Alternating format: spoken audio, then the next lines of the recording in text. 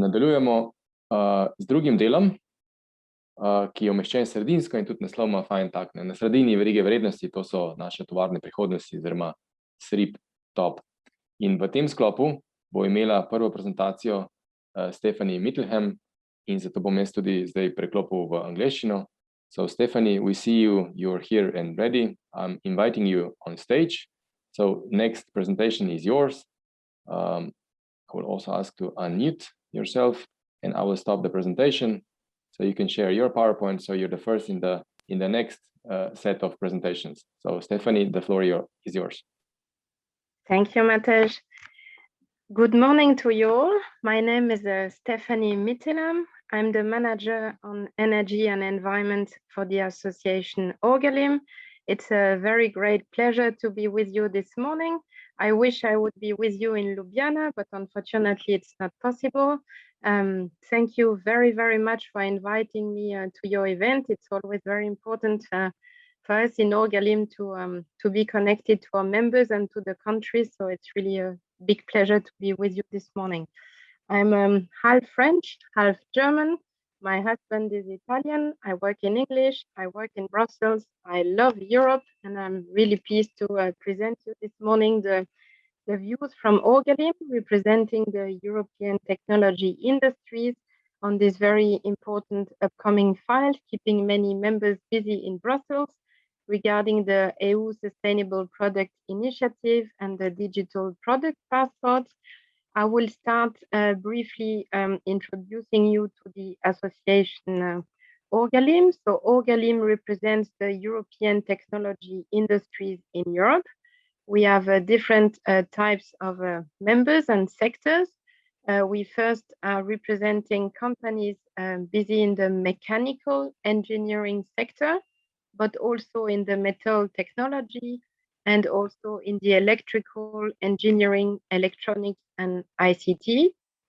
And you see some key figures about our members. So together with our members, we represent an annual turnover of plus 2 billion euro. And thanks to our companies and our members, we directly employ more than 11 million people in Europe. And our annual exports represent 567 billion euros. And last but not least, our industries comprise around 770,000 companies, and a large majority of them are small and medium-sized enterprises. We have 46 members in 22 countries. You can see all the list here. The most important one this morning is you in Slovenia. I hope you can see it here on the top right of my screen. And so we have members in many countries, and also members coming from sector associations. And since recently, we have also some corporate members from companies. I will now switch to the topic of this morning. I will now present you some slides which were recently presented by the European Commission on both the Sustainable Products Initiative and the EU Digital Product Passport. So these slides are not Okoljskem slides, are slides from the Commission. And I will then show you and explain you and present to you the position from Okoljskem on this new initiative from Europe. So I will start with a short presentation done recently by the Commission. You can see 25th of May. So it's very recent on the Sustainable Products Initiative.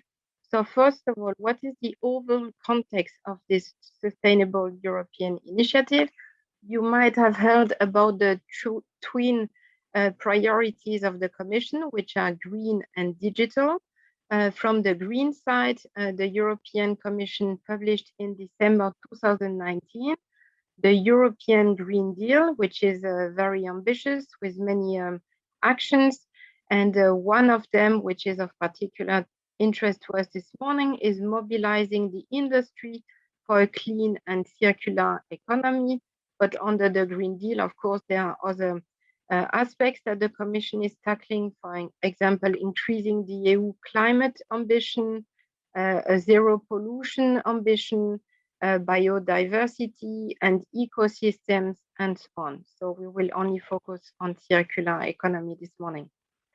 A few months after they published the European Green Deal, the European Commission published in March last year the new Circular Economy Action Plan for a cleaner and more competitive Europe. It's really one of the main blocks of the European Green Deal.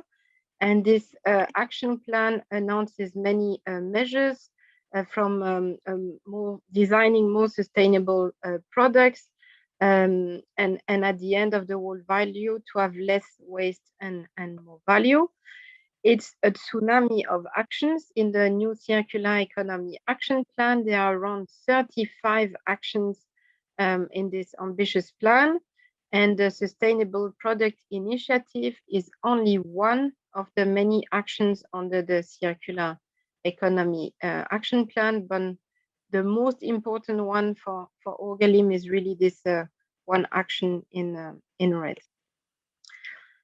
From the European Green Deal to the Circular Economy Action Plan, it's similar to the previous slides. And here on the right, you see the different sectors and value chain on which the European Commission would like to focus on: electronics, batteries, packaging, plastics, textiles, construction and buildings, and food and water and nutrients. This new Circular Economy Action Plan introduces a new policy framework which aims to address most products in the internal market to promote more sustainable production and consumption. This new initiative will come soon. The Commission is expected to publish the new legislative proposal on sustainable products by the end of this year. And it will be a Christmas present, so to speak. They announced that they will publish this new legislative proposal just before Christmas during the last meeting of the college in the Commission. And what is this whole initiative about? They plan to revise the existing eco-design directive by extending the scope, plus some other legislative and non-legislative measures if needed.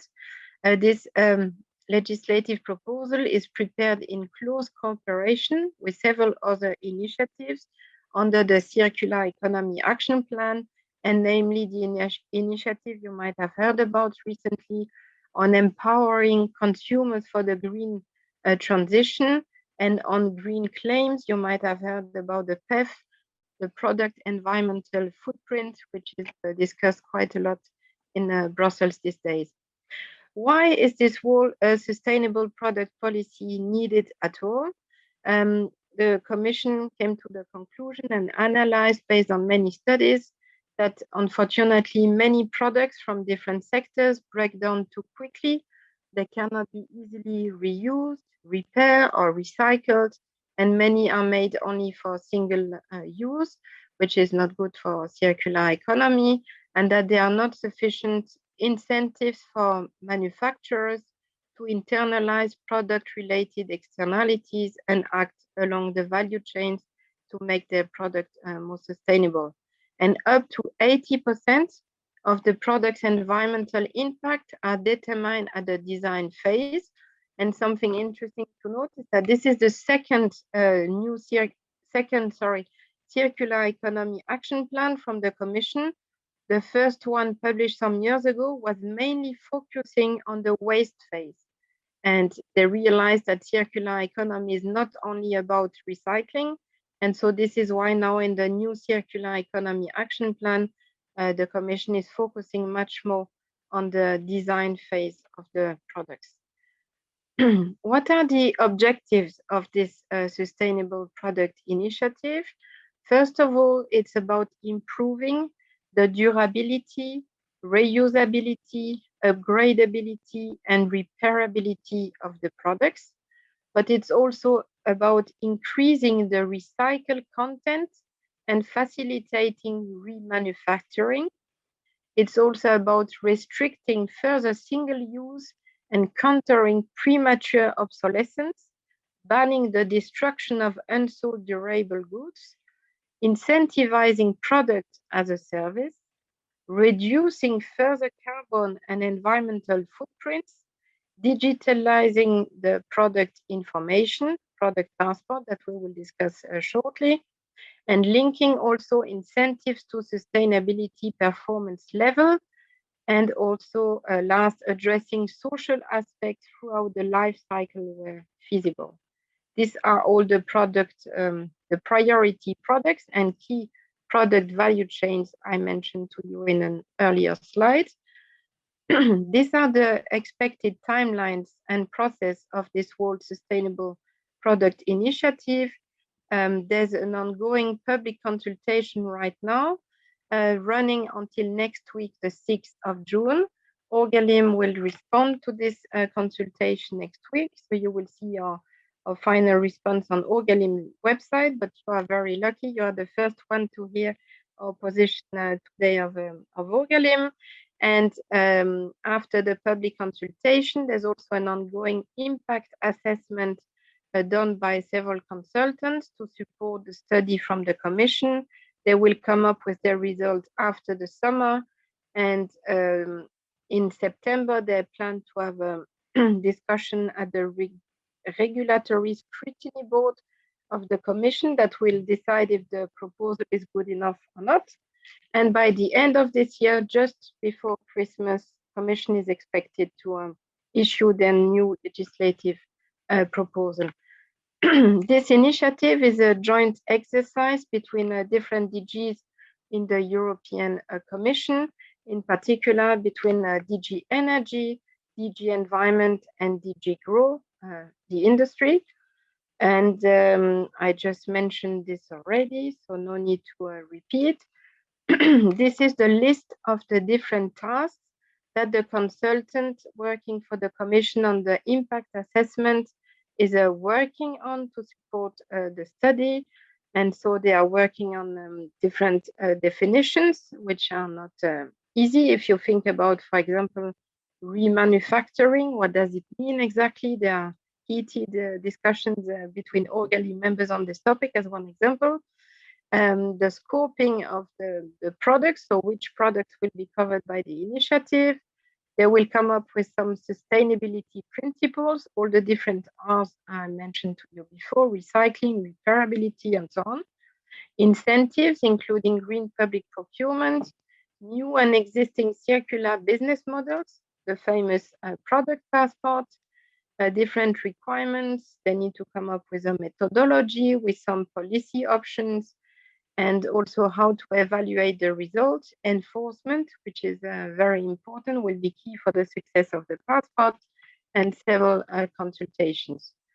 This I mentioned already. The consultants organized many workshops in parallel to this ongoing consultation from the Commission. Okoljskem attended all these workshops from the contractor. And now I will move to the recent presentation from the European Commission on the EU Digital Product Passport. The presentation was made some days ago on the 12th of May by different persons working in different DGs in the European Commission, DG Connect, DG Environment, and DG Grow. So this whole digital product passport, as you can see. So what is it? It will be a structured collection of product-related data with predefined scope and agreed data ownership and access rights conveyed through a unique identifier.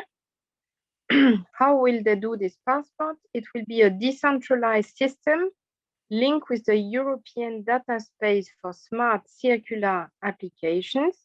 And the scope, it will be about information related to sustainability, circularity, value retention for reuse, remanufacturing, recycling.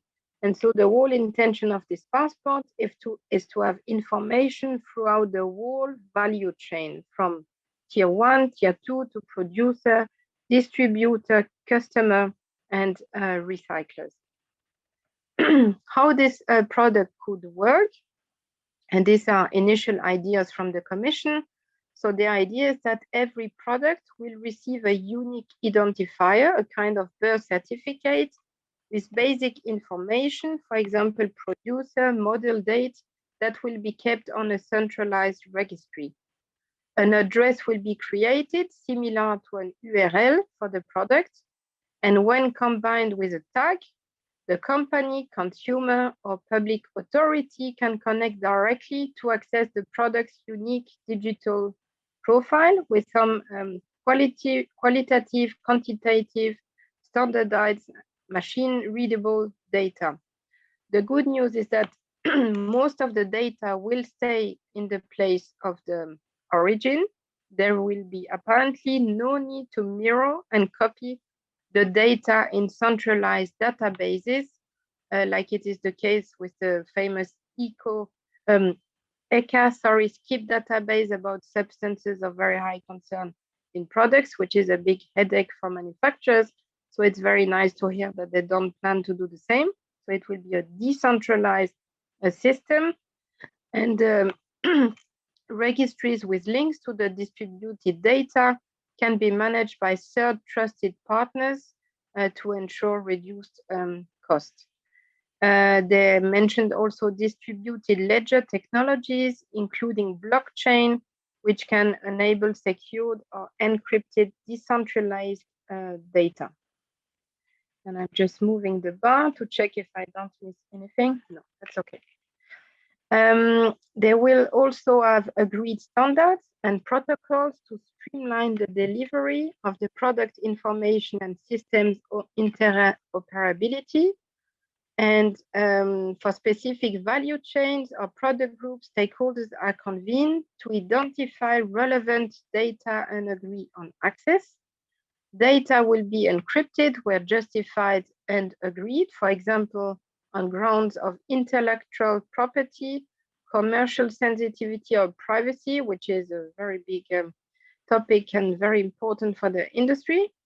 Verification possible by regulatory and market surveillance authorities, and other approaches could also be explored. They want to conceive this as a tool that can be governed by its stakeholders, and the development of this passport and implementation should take into account the relevant existing initiatives developed and databases developed at global, EU, or member states levels and by private actors. They want to try to connect the different data in this database to avoid that industry is repeating to copying all this data. And criteria for access to data will be defined through legislation. They are thinking of two different possible approaches, one being access provided on a need-to-know basis, or access to data is open unless for specific situations that will be identified case by case, and they plan to base this passport on open standards. This is the business case of the product passport. First of all, to track raw materials extraction production to support due diligence efforts. There are many new initiatives and even a legislative proposal expected on due diligence at a European level.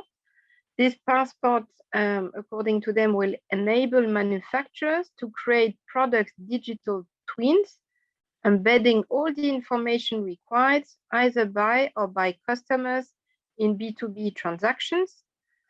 It will allow to track the life story of a product, enabling services related to its manufacturing, repairability, second life, recyclability, and new business models.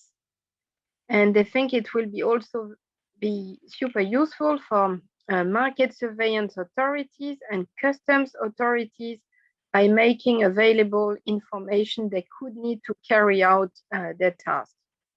It will also support public authorities and policymakers with reliable information and enable the link incentives to sustainability performance. And citizens will have also a big role in this passport because they can have access to relevant and verified information related to the characteristics of the product they own or are considering to buy, to rent, etc. We'll move to the next one. You might have heard about the recent new proposal from the European Commission, published last year in December, regarding a new battery and waste batteries regulation. And this new regulation is the first example of a product having this new digital product passport. I will not read all the details on this slide, but be aware that this passport is already proposed for batteries, which is the first product covered by this passport. Commission also mentioned some information regarding the Green Deal data space. So this data space can involve actors from public and private sectors and facilitate the exchange of all kinds of relevant data. They mentioned also the funding available from the Digital Europe program, and that it will also, this data space will also benefit from Destination Earth. This is a complex graph about cloud, common European data space, and AI. I will not read it to you. You will have access to the slides, I guess. So this is all details about the digital aspects of the passports. This is important. This is some plans from the Commission regarding some upcoming programs and support actions. So the Commission is planning to have a coordination and support action on the digital product passport, a first call with a deadline in September this year to have some pilot projects on passport for electronics, batteries, and other key value chains. Regarding data spaces for manufacturing pilots, there the budget is much bigger, 22 million euro. There will be a second call ending end of this year that will focus on B2B. And so our sector sharing of information for development of new sustainable business models. There will also plan some support for data governance, following the recently adopted proposal for data governance. They will also give support via the Next Generation EU Fund for data infrastructure. And last but not least, they will also support the development and deployment of digital technologies.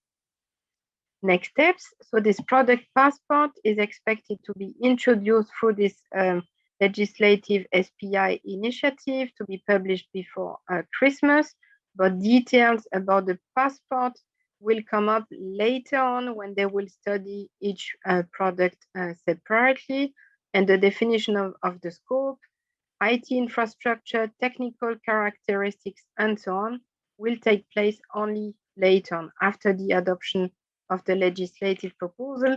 And we heard some informal dates from the Commission that new passport for other products than batteries could start around 2024, 2025, to give you an idea. So these were some latest news from the Commission. Now I will tell you the Okoljskem views and activities on these issues. So Okoljskem has been very active. I will quickly go through most of this slide. So we have, of course, welcomed the important new circular economy action plan, which was published last year in March. Our members have been very active in Okoljskem. We came up with a quite ambitious idea to have an opinion and proactive recommendations to policymakers for every proposal the Commission put in the new circular economy action plan. It took us 6 months to deliver a baby, the position paper you see on the screen. We have a short version and a long version of 30 pages. You're very welcome to access this document from our website. We also organized a webinar from Okoljskem in October last year with the head of unit in the European Commission DG GROW on circular economy and several speakers from our technological industries. We also provided detailed input to the Commission already proactively last year in November regarding the Sustainable Product Initiative. We also welcome the conclusions published by the Council last December about circular economy. We then also welcome the European Parliament report on this new circular economy action plan. So all institutions have been very active on this file, not only the Commission. And we met in January as Okoljskem with the director in DG Environment, Mr. Kęstutis Sadauskas, and we discussed with him the position and concerns from the industry regarding some of their upcoming initiative. We also had a meeting recently with Mr. Sienkiewicz, with the European Commissioner for Environment. I go through quickly these slides because I will present you in the next slides of views, not to repeat several times. We organized recently a webinar on 16th of April with Okoljskem members dedicated about the digital product passport and to provide information to our members about the latest news, to hear their opinion, and it helped us a lot to draft our opinion for this ongoing Commission consultation, which is running until the 9th of June. This is indeed a slide about the ongoing Commission consultation about the Sustainable Product Initiative that is closing next week on the 9th of June. Next week, 9th of June, Okoljskem will publish a new position paper on this Sustainable Product Initiative.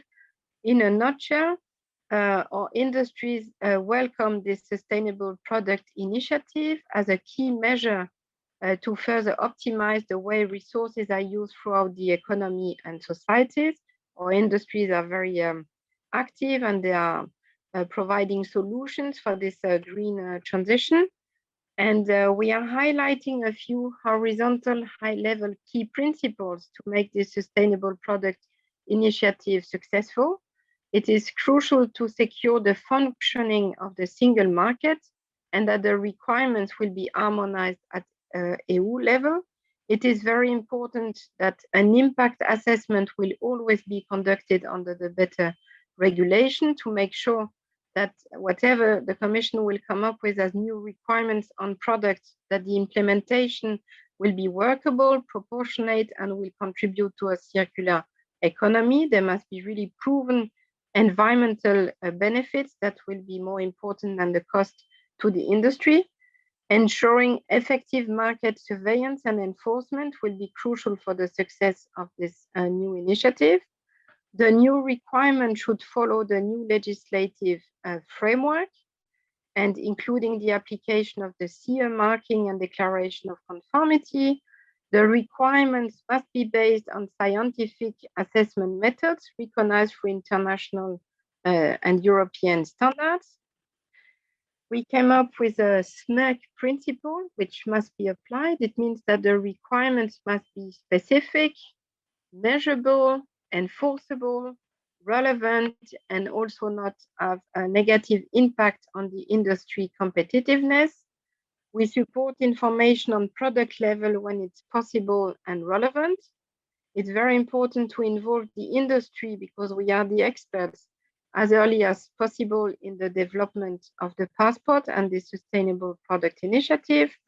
The burden put on companies must be proportionate, and the information should respect confidentiality and secure protection of intellectual property rights. Because there is no one-size-fits-all approach solution, it is crucial that all products requirements will be different depending on the different products. There are also differences between B2C, B2B products, there are many types of products. Requirements should be technology neutral, not hinder the development of new innovations, business models, and products. It's important that the European Union will support European companies to put in place these new measures and the passport. And our members strongly oppose third-party certification or inspection. We think that self-assessment is as good as a third party. And we think it's really not acceptable to propose that the industries will have to bear the cost of third-party certification because the member states, unfortunately, are lacking capacities and resources to conduct sufficient market surveillance and enforcement activities. Related to the digital product passport, on top of all the key principles you saw before, which were valid for both the Sustainable Product Initiative and the passport, we think that the passport should be designed to support circular economy principles. It has to be designed together with the industry. Our members are really worried about the protection of confidential data information. It's their first concern. Information must be meaningful, easy to understand, reliable, comparable, and verifiable. We recommend the Commission to start with a small number of products and simple criteria based on data already available. We recommend also the Commission to limit the information in the passport to regulatory requirements, because it's impossible for companies to obtain non-mandatory information from a very global and complex supply chains. Stephanie, just reminding you that we're at the end of the allotted time, so maybe you can just absolutely wrap up. Yeah. I have 1 more minute and then I'm done. Sure, thank you. Thank you, Matej. It's very important to avoid the duplication of efforts, to have clear responsibilities for all actors, and so on, a decentralized system, which we saw before.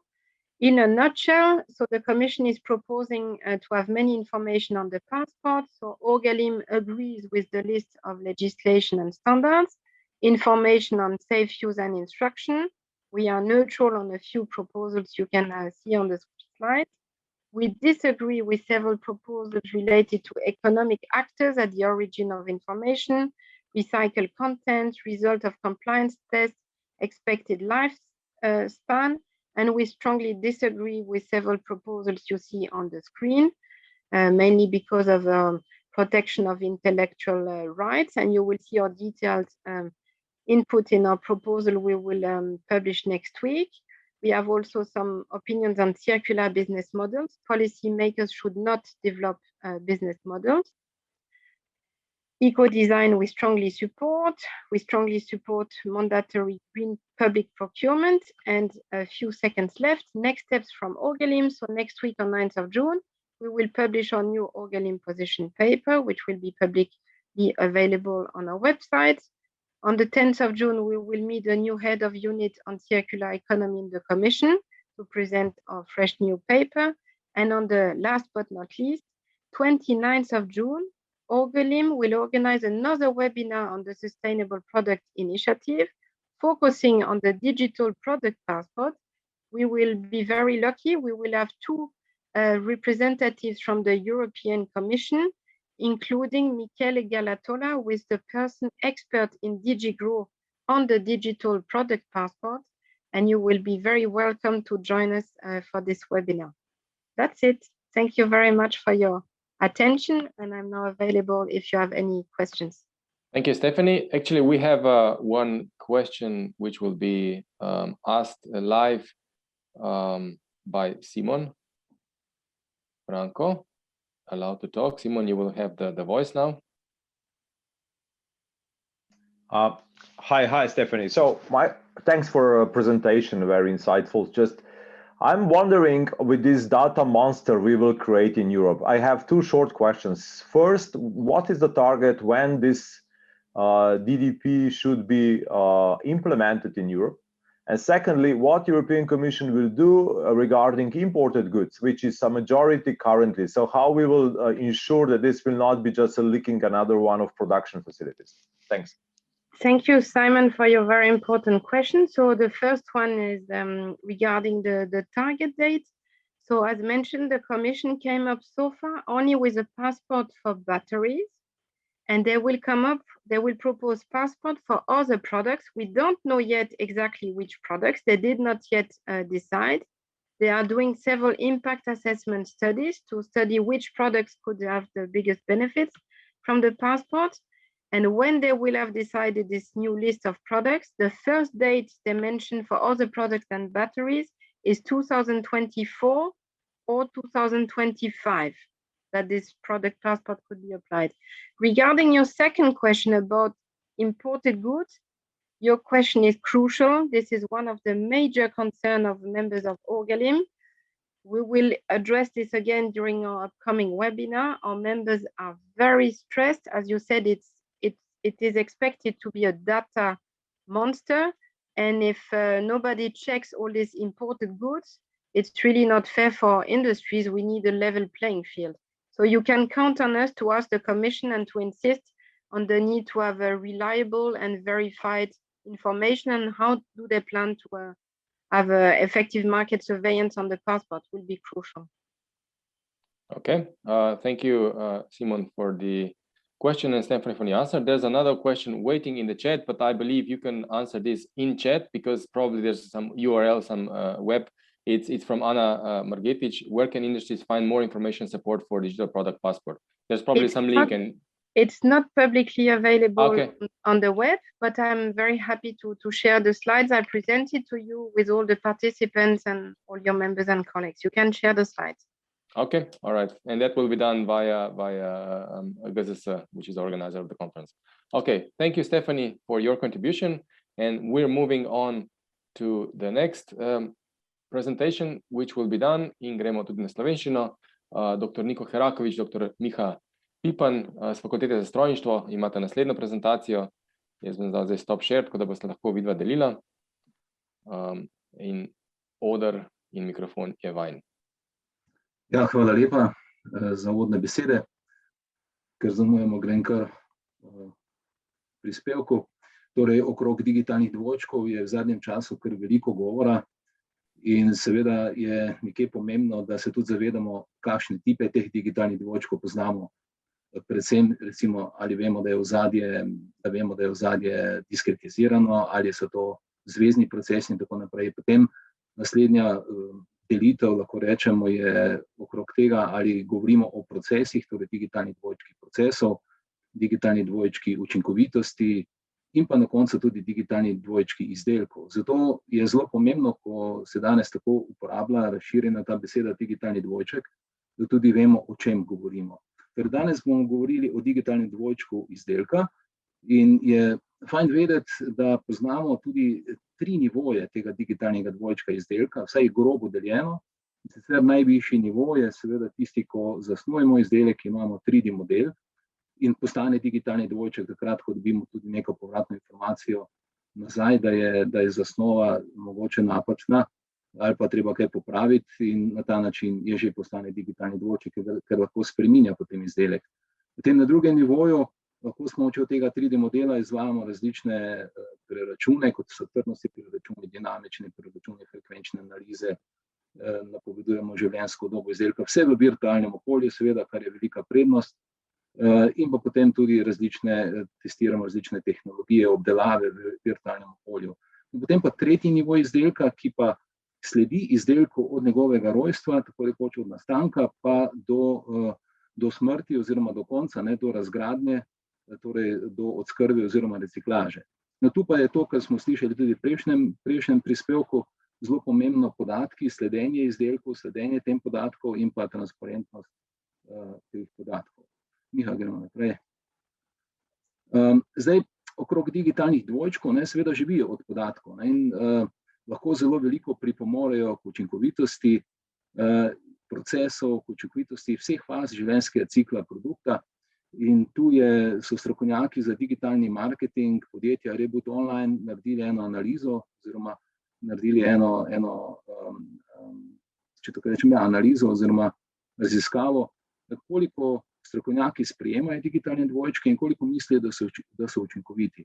In zdaj tu se že pojavlja eno vprašanje, ker vidimo, da na začetku oziroma prvem delu življenjskega cikla izdelka je to dokaj sprejemljivo, dosti razumljivo, tudi se že dosti uporablja digitalni dvojček izdelka, medtem ko proti koncu tega življenjskega cikla pa manj, torej ko gre enkrat za odskrbo izdelka, ko gre za razgradnjo izdelka, za demontažo, tudi prodaja, marketing, kjer bi lahko zelo veliko vplivali potem, če bi imeli digitalni dvojček izdelka že na samo proizvodnjo, na znižanje stroškov, manjšo porabo materialov in podobno. Tako da je treba na tem področju, po mojem mnenju, še kar nekaj. Miha, prosim. Zdaj, kaj je digitalni dvojček izdelka? Ker preveč o tem ne bi govoril. Jaz mislim, da se kar zavedamo, da je to neka dejansko popolna, podrobna digitalna replika tega izdelka, ne samo v podjetju, ampak tudi potem izven podjetja, skozi do uporabnika in potem naprej do odskrbe. Tako bi moralo biti nekako narejeno. Zaenkrat tu še dosti manjka, ker vemo, da podatkov nimamo, ko enkrat pride izdelek od proizvajalca ven, do uporabnika, nekako zmanjka podatkov. Ampak v bistvu je nekaj drugega, da se zavedamo, da lahko s pomočjo digitalnega dvojčka izdelka nekako spremljamo ta izdelek ves čas, načeloma skozi do njegove razgradnje. In da so tu pomembni ti podatki, o čemer je pred mano govorila tudi predhodnica. In jaz mislim, da je tu še veliko odprtega prostora, kako to izvesti na način, da to res je nekako potem možno uporabiti digitalni dvojček, ki bi lahko potem pomagal podjetjem in pa v vseh fazah življenjskega cikla do večje učinkovitosti, povečanja OE, tudi tisti podjetji, ki reciklirajo, naprimer, pa odskrbujejo izdelke, pa ki zbirajo izdelke, znižanje stroškov, skrajšanje pretočnih časov in tako naprej, tudi zmanjšanje porabe energije, ki se zdaj dosti porablja energije, recimo tudi ko izdelek demontiramo, pa recikliramo, pa ne vemo točno, kateri materiali so, na kak način je to zgrajeno in podobno. Od digitalnega dvojčka bi lahko vnaprej pogledali, kako bodo ti procesi tekli in tudi te procese natančno potem vodili. Lahko gremo naprej. Zdaj jaz ne vidim čist celega ekrana, jaz ne vem, sva z Mihom na različnih lokacijah, upam, da ostali vidite cel ekran. Na naši strani vidimo lepo cel ekran, ja. Ok, v redu, hvala. Torej, zdaj optimizacija z digitalnim dvojčkom je sigurno zelo pomembna, kar pa pomeni, da za to rabimo sinhronizacijo podatkov. To pomeni, da rabimo poznati natančno fizični proces, rabimo poznati izdelek, vse faze, tudi recimo, ko ga oblikujemo, potem tudi, ko izvajamo monitoring na tem izdelku in podobno. In potem seveda preko baze podatkov in pa baze znanja je potrebno te podatke sinhronizirati z digitalnim dvojčkom, to je virtualno repliko, in potem lahko v tem virtualnem okolju dejansko nekaj počnemo in vplivamo nazaj na ta realni proces. In zdaj, če to dobro izvedemo, potem je digitalni dvojček zelo, kot sem rekel, učinkovit in uporaben. Miha, naprej. In zato je ga treba uvesti v celotnem življenjskem ciklu, od planiranja pa do uporabe. In ta prvi del, kjer vidimo z modrim, ta zgornji del je dost pokrit že, čeprav zdaj to, kar mi delamo, naša ekipa se s tem kar ukvarja, dosti tudi v realnih procesih, industriji, so tu še zmeraj smo v bolj začetni fazi kot ne, ampak kljub temu, tu se že nekaj dela na tem, se že uvaja, ampak v tem spodnjem delu, ko je pa z rumeno barvo opisano, ta del življenjskega cikla izdelka pa je nekoliko manj pokrit. In tu bi bilo potrebno kar nekaj narediti. Zdaj z gospodarsko zbornico, vsaj jaz vem za nas, izvajamo že neke aktivnosti v tej smeri, se delajo neke platforme, da bi tu ta del tudi bolj pokrili, vendar bi tu bilo potrebnih več aktivnosti in več dela na tem, tudi verjetno več projektov, tudi podpore strani države in podobno, da se ta tehnologija, digitalni dvojček, ki je tako zelo uporabna, razširi tudi na ta del življenjskega cikla izdelka. Prosim, naprej. In seveda s pomočjo tega, če pristopimo na ta način, se tu odpirajo nove poslovne priložnosti. Namreč, če bi imeli digitalne dvojčke tudi v tem poprodajnem delu, ko enkrat izdelek zapusti podjetje in pride do uporabnika, bi tu lahko s pomočjo digitalnega dvojčka veliko naredili tudi pri vzdrževanju, pri servisu, pri tem, da povemo, kako uporabljati potem ta izdelek, kako ga tudi odskrbeti in podobno. Tudi recimo, če gremo na nove poslovne modele, ki se zelo odpirajo, kot je tudi prej rečeno, v prejšnjem prispevku. Tudi tu je pomembna transparentnost, zaupanje in pa seveda tudi upravljanje s tem izdelkom, in digitalni dvojček izdelka lahko tu zelo pomaga k temu, da ga boljše uporabljamo, lažje uporabljamo, da več vemo o njemu in da na ta način naredimo seveda tudi na okolje, lahko močno vplivamo, da ga manj obremenjujemo. No, zato je pa nujna ta sledljivost skozi celotni življenjski cikel. Nekaj tehnologij je tu bilo omenjenih sicer. Zdaj RFID tehnologija je dokaj znana, QR kode so dokaj znane, ampak se razvijajo tudi nove tehnologije, drugačne, ki bi lahko tudi na drugačen način sledili izdelku in pa vsem podatkom oziroma vsem aktivnostim ali pa informacijam, ki se potem nabirajo ali pa zbirajo ali pa nastajajo skozi ta življenjski cikl izdelka. Kar naprej, Miha, prosim.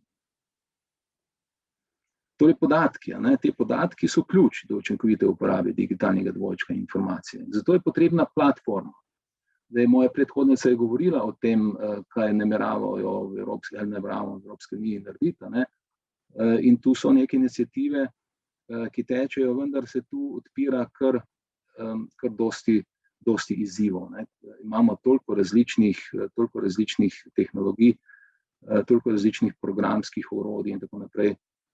Zbiranje podatkov pri uporabnikih je dokaj še odprto, po moje vprašljivo, ampak mi rabimo te podatke, potem digitalni dvojček, če ga želimo učinkovito uporabiti, rabi te podatke in rabimo neke platforme, rabimo neke standarde. Seveda varnost je tu pomembna, tajnost podatkov na nek način, tisti, ki pač ne sme biti skriti, je pomembna.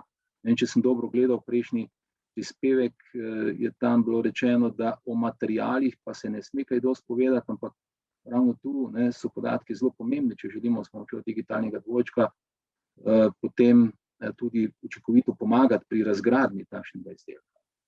Miha, naprej, prosim. Tako da, to, kar sem že povedal, nekako tu je tudi prikazano na teh dveh slikah, če želimo dobiti neko agilno, zanesljivo digitalno hrbtenico, da tako rečemo, za učinkovito krožno gospodarstvo, je nujno potem ta digitalni dvojček, kot je tudi prikazano z rumeno barvo spodaj, razširiti na celoten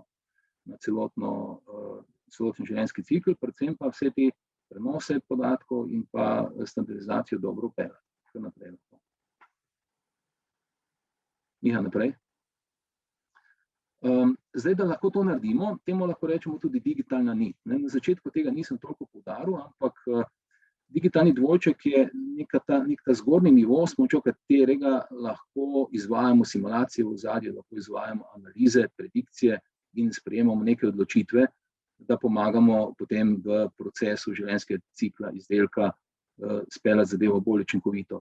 Ta spodnji nivo, ta osnovni nivo pa lahko imenujemo digitalna nit, in ta digitalna nit je ravno to, je povezana s podatki, v bistvu zbiranje podatkov, prenos podatkov, standardizacija teh podatkov in pa razvoj vmesnikov. Tu vidimo na tej sliki toliko različnih softverskih paketov, recimo, ali pa programov, ki jih uporabljamo v življenjskem ciklu izdelka, od začetka, ko razvijamo izdelek, pa tudi do konca, ko gre za dejansko razgradnjo, pa za reciklažo, pa tu bo verjetno še nastalo kar nekaj orodij, različni proizvajalci so teh orodij tudi, in zdaj spraviti to na eno nit, spraviti to na eno platformo, da bodo vsi podatki nekako standardizirani, da bomo lahko vsi to čitali z digitalnim dvojčkom, pristopali, vračali nazaj.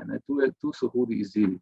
Namreč to, kot sem prej omenil, mi to počnemo v različnih podjetjih in že ko komuniciramo z ERP sistemom, ERP ali pa MES sistemom, že tu nastaja kar veliko težav, sploh pri kakih večjih ERP sistemih, kot je SAP, na primer, je težje priti do tega, da se prilagodi in da se začnejo razvijati neki vmesniki, ki omogočajo potem tudi čitanje in pa vračanje teh podatkov.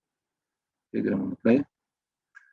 Torej, ta digitalna nit je pomembna. Zdaj pa dva primera. Prvi primer, kjer vidimo konkretno ta klasični konvencionalni proces recikliranja, kjer je tok informacij izključno enosmeren, to je primer za elektro in elektronsko industrijo, torej elektroelektronski izdelki, kjer se tok nekako prekine potem, ko pride do končnega uporabnika. Ne vemo več, kaj se s tem izdelkom dogaja, nimamo podatkov, tako je prej bilo rečeno, podatki so izgubljeni na nek način, in seveda potem pri recikliranju je muka, se mučiš, podjetja trudijo pridobiti neke podatke, trudijo se najti načine in zvedeti, kako je to bilo sestavljeno, kateri materiali so not, kaj ne zdaj narediti, v katerem koraku in tako naprej.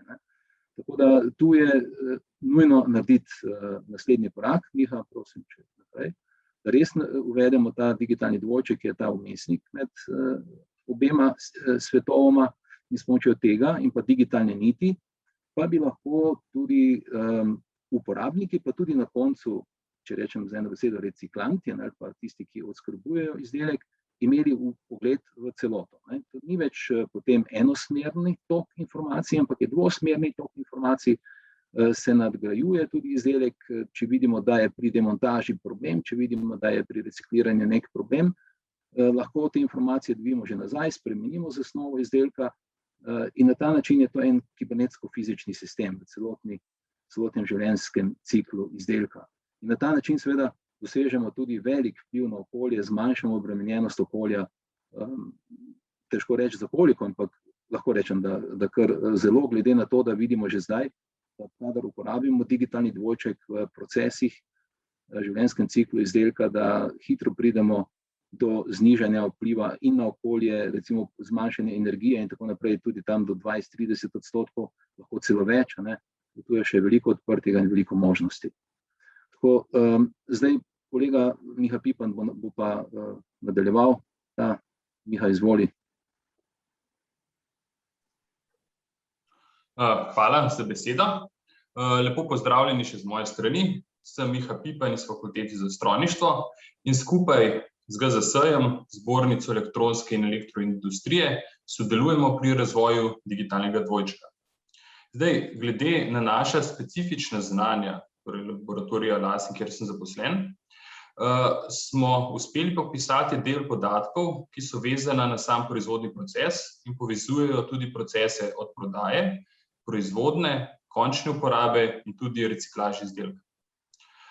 Vse namreč direktno povezano s proizvodnim procesom, kako se izvaja in kako ga krmilimo. Digitalni dvojček izdelka oziroma produkta v razvoju tako zajema celotno zgodovino izdelka, ki nam omogoča ne samo vpogled, kaj se z njim zgodilo, ampak kaj lahko izboljšamo v njegovi življenjski dobi in tudi, kako ga recikliramo. Zato bom danes nekoliko bolj podrobno predstavil, kako se s pravilnim razvojem izdelka, ki definira strukturo izdelka in predvsem montažno strukturo izdelka, zmanjša vpliv na okolje in z optimizacijo proizvodnih procesov izboljša tudi reciklažo tega izdelka. Osnova pa je seveda struktura izdelka oziroma montažna struktura izdelka. Torej, za primer se torej vzemimo preprosto ohišje z vgrajenim Raspberry Pijem. Tukaj imate, vidite, prvi stolpec, imamo sestavne dele in potem posamezne podsestave, ki sestavljajo končni izdelek. Vkolikor je struktura izdelka že v času razvoja bila pravilno načrtovana, vsak sestavni del vsebuje podatke o materialu, o proizvajalcu, ima ozadaj nek 3D model, poznamo njegovo maso, lot, procesne parametre in tako naprej. Za reciklažo je recimo zelo pomemben material in procesni parametri, pri katerih je bil ta material obdelan. Naslednji korak pa je potem struktura montažnih operacij. Torej, mi povežemo sestavne dele in kako jih s posameznimi montažnimi operacijami združujemo v posamezne podsestave, na koncu v končni izdelek. Vsaka operacija, ki jih delimo na strežni, montažni in ostale, ter seveda še ostale, ima določene podatke, ki so tudi pomembne tako za optimizacijo procesa, kot za reciklažo. Torej, montažna operacija ima podatke, kateri sestavne dele uporabimo pri tej montažni operaciji, način, katere stroje potrebujemo, delavce in orodja, ter kakšni so predvideni časi. Ko pa spremljamo proces, pa lahko vidimo, kakšni so dejanski montažni časi, so se pojavile napake, kakšen je izmed. In tako z uporabo te strukture izdelka montažnih operacij lahko pridemo do navodil, kako recimo zelo preprosto ročno sestaviti nek izdelek. Kar pa seveda je to že digitalno podpisan izdelek in če poznamo operacije, lahko uporabljamo tudi napredne tehnologije, kot so digitalni dvojček, da optimiramo naročila v proizvodnji, torej katere operacije bo kateri delavec glede na znanje izvedel in jih optimiramo na ta način, da imamo čim manjšo porabo energije in tudi čim manjši izmet. Ter seveda lahko uporabljamo tudi napredne tehnologije za planiranje, za optimiranje samega procesa, torej da vodimo delavca skozi proces. Drugi del pa je recikliranje izdelkov. Recimo, če že obiščemo YouTube, vidimo, da je veliko videov in sicer na temo, kako reciklirati zlato iz starih telefonov. Iz 700 gramov telefonov dobimo 1 gram zlata. Vendar so zelo specifična za točno določene materiale, medtem ko veliko drugih materialov ostane neuporabnih oziroma neuporabljenih in se jih ne reciklira, čeprav bi si jih lahko, preprosto zato, ker ne vemo, kaj je v tem izdelku. Zato je izredno pomembna ta struktura izdelka, ki smo jo že omenili, ker vkolikor imamo strukturo izdelka pravilno popisano, imamo avtomatično generirana navodila za demontažo, torej katere operacije so potrebne za demontažo tega izdelka, katera orodja potrebujemo in tudi čas demontaže. Torej, proces demontaže, ki je del recikliranja, lahko že načrtujemo in vemo, koliko resursov bomo potrebovali za reciklažo nekega izdelka. Ter drug del, kar sem tudi že omenil, tudi podatki o materialih. Poznamo, kateri materiali v izdelku, oziroma v podsestavih oziroma sestavnih delih, kako so bili procesirani, iz tega lahko sklepamo, kako bomo izdelek uporabili, potem ali so v tem nevarne snovi v tem izdelku, ter kako ravnati z njimi. Torej, z natančno popisano strukturo izdelka lahko povečamo procent recikliranih materialov, pravilno ravnamo z nevarnimi odpadki, sledimo reciklaži, ker vemo, kateri izdelek smo reciklirali in s tem opišemo njegovo življenjsko dobo do recimo temu neke vrste smrti in rekarnacije, če je recikliran, ter tudi zmanjšamo porabo energijo z optimizacijo procesa reciklacije. Zdaj pa še glavno vprašanje. Torej, kot sem že omenil, imamo strukturo izdelka, imamo strukturo montažnih operacij in podatki, ki so vezani na njih v času razvoja in času proizvodnje, zdaj pa kako jih popisati in kako jih uporabljati. Kot smo že omenili na začetku skupaj z GZS-jem in e-timom, smo začeli sodelovati na razvoju popisa te zgodovine izdelka oziroma digitalnega dvojčka izdelka.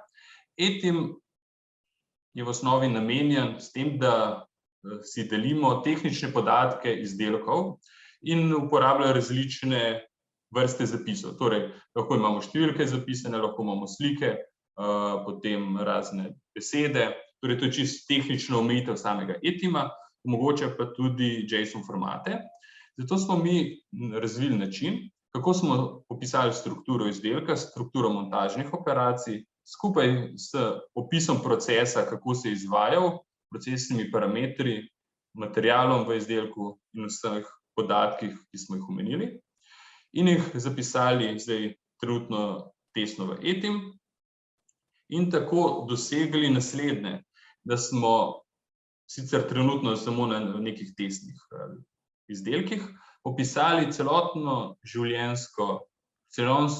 življenjski cikel izdelka, nekako od načrtovanja publikovanja, ki definira strukturo izdelka, proizvodne, predelave, torej takrat, ko se ta struktura montažnih operacij nadgrajuje z realnimi podatki o proizvodnji, potem distribucija, ter ponovna uporaba, popravilo, ter na koncu še samo zbiranje in reciklaža.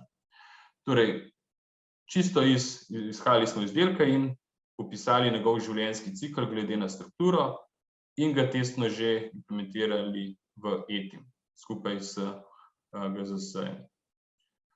To je z moje strani vse, okolikor so kakšna vprašanja, seveda jaz in profesor Niko Herakovič na voljo.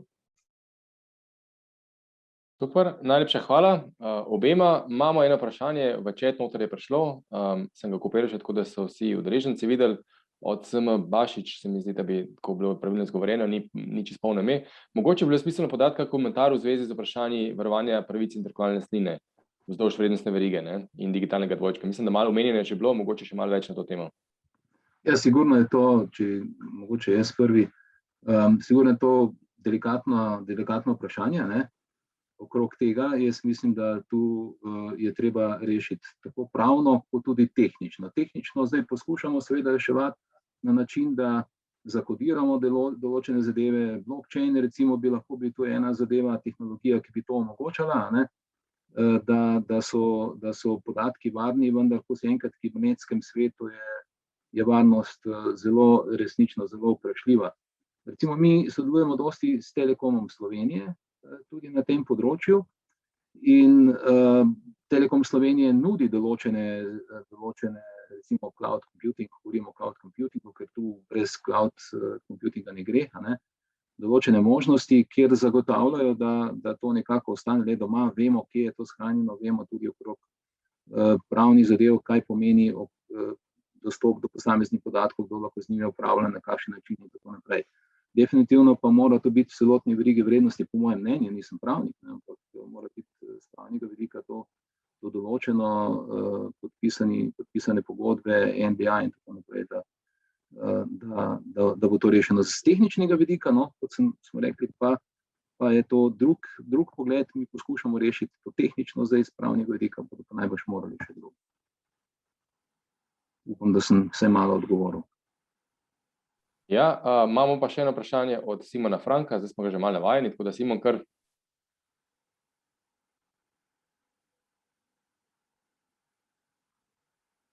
Simon, se slišimo? Ja, dober dan, evo, se oglašam malo več danes, pa se drugi ne, pa vse jaz izkoriščam.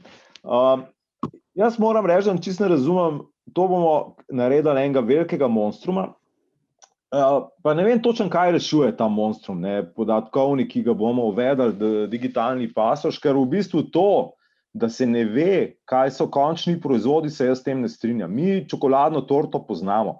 Danes obstajajo skenerji, s katerim skeniramo lahko vsako stvar, tudi plastiko, z svetlobnimi skenerji se da točno ugotoviti, iz česa je končna torta čokoladna, če smo prej iz primera kolega prejel. Tako da ne vem, kaj bo tukaj cilj, pa bomo pa se zaščitili zaradi intelektualnih pravic, kreirali bomo neke velike cloude in imeli gor podatke, do katerih bo omejen dostop. Se pravi, se sprašujem, kaj bomo s tem duvali v Evropski uniji. Ja, mogoče komentar. To jaz težko komentiram.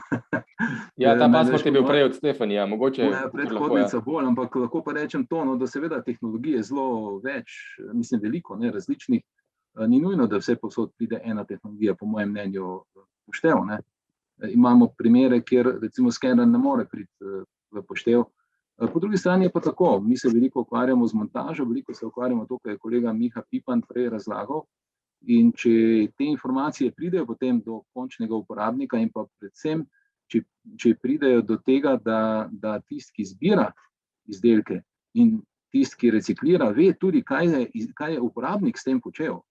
Kaj se je vmes med življenjsko dobo, ko je izdelek pri uporabniku dogajalo, govorim recimo zdaj o bolj kompleksnih izdelkih, potem je seveda lažje njemu to izvesti, če ima izvesti vse te procese razgradnje, če pozna te informacije. No in tu, po mojem mnenju, je dobro, da se te informacije zbirajo. Digitalni dvojček, to, kar pa smo mi bolj specialisti, je pa tu zato, da pa pomaga to bolj učinkovito narediti, da se porabi manj časa, da se porabi manj energije, tako naprej, da so potem te informacije, ki so zbrane, obdelane na način, ki pomagajo podjetjem tudi, ki izvajajo odskrbo izdelkov, da to izvedejo na bolj učinkovit način. To je glavni cilj. Ok, super. Najlepša hvala za ta odziv in tudi za vaš prispevek.